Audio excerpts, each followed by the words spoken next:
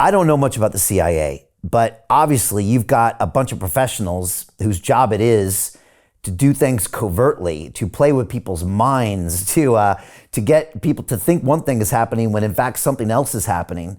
You know, when you go into a place like that, it just seems like the most impossible place to try to clean up, get straight answers, find out what's going on, because you're dealing with seems like a bunch of shapeshifters. Is that what it's like, or is that not what it's like? And can Trump really get stuff done in there, do you think? That is what it's like. And, you know, the CIA, the entire organization, its whole mission is deception, propaganda, covert operations, and coups. And I think the CIA has been responsible for the death of some 7 million people.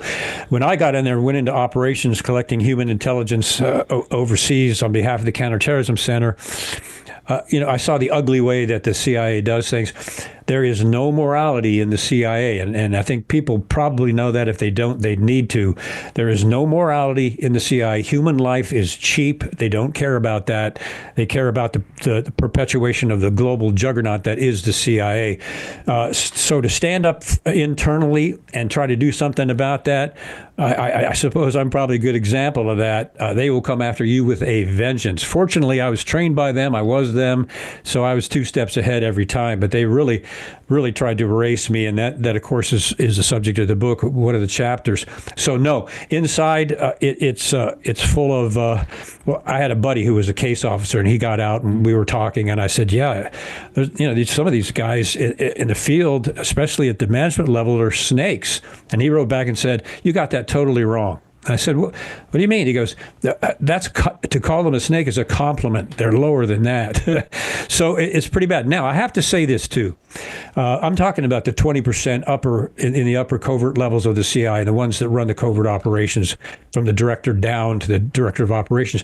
The other 80% of the CIA are good, hard-working Americans, patriotic Americans that love their country, and they're working to provide for their families, and they're good people. They have no idea what's going on in the upper levels. I joined the investment club because we are in the biggest wealth transfer in history. The investment thesis here is we believe that early stage Web3, metaverse and AI investments represent the hottest opportunities on the planet. I've been financially burned in this space, lost a lot of money through lack of education and investing in the wrong people, most of them were scams. But I still believe in blockchain and I still believe in the crypto space, thanks to the investment club. Now, 5 weeks in, I've invested in 10 deals in the investment club. They do all the due diligence and research for the community by bringing the best deal flow that we would never have access to. When you join, you just don't become a member. You become a part of a big family. Don't let this opportunity pass you by. You will never find a more genuine person like Brian. He is so transparent and passionate at bringing wealth to the masses through blockchain technology. Thank you, Brian. It's a pleasure.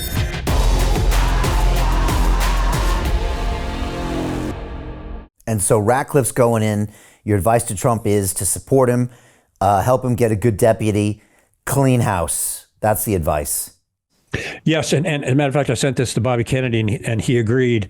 And I understand that my recommendations have gone to the administration, humbly. The first thing is the National Security Act of 1947 broadly gave the CIA the authority to conduct covert operations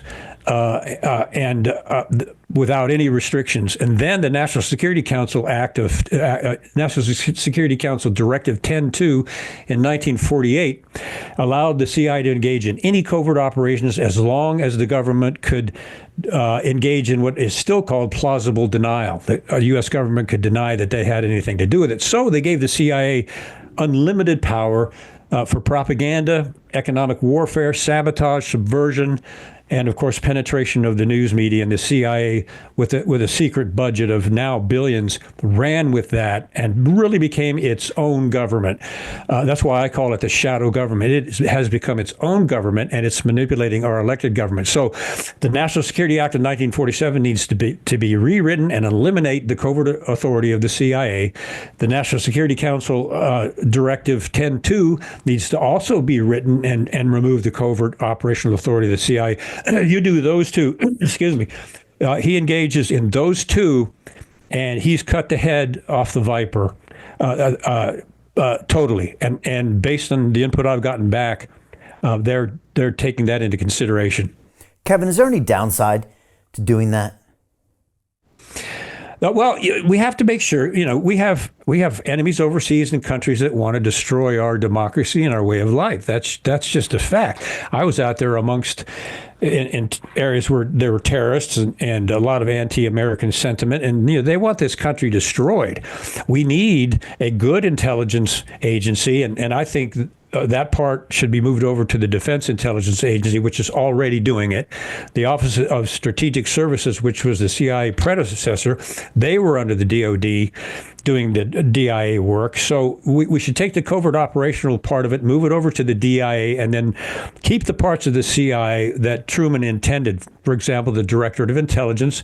I was trained by them in analysis, and they're phenomenal. They take the intelligence, they plan what intelligence needs to be gathered, they analyze satellite data and provide amazingly accurate information to the president and to policymakers. So those parts need to remain, and we need that part of intelligence. And then we do need the covert operational arm, but with restrictions which will be delineated to the Defense Intelligence Agency of what they can and cannot do, and then of course make it criminal penalties if they engage in covert operations without the president or Congress knowing it, or that involved human rights violations, or murder, etc. Hey, I know investing in crypto is scary. It takes a real leap of faith because there are so many scams, rug pulls, and bad actors out there. It's a dangerous business, which is why 95% of people lose all their money. Well, that's why I created the London Real Investment Club, so you can access the hottest deals on the planet and use the crypto bull market to create the generational wealth that you deserve. Join my team of over 100 people from around the world that are making millions of dollars behind the scenes investing in blockchain, AI, Web3 games, DeFi, Bitcoin, and more. Don't miss out. Click the link below to book a call with one of my team now. But hurry, this bull market will end soon. I know investing in crypto can be scary. That's why you gotta join the investment club. Pull the trigger. Let's do this.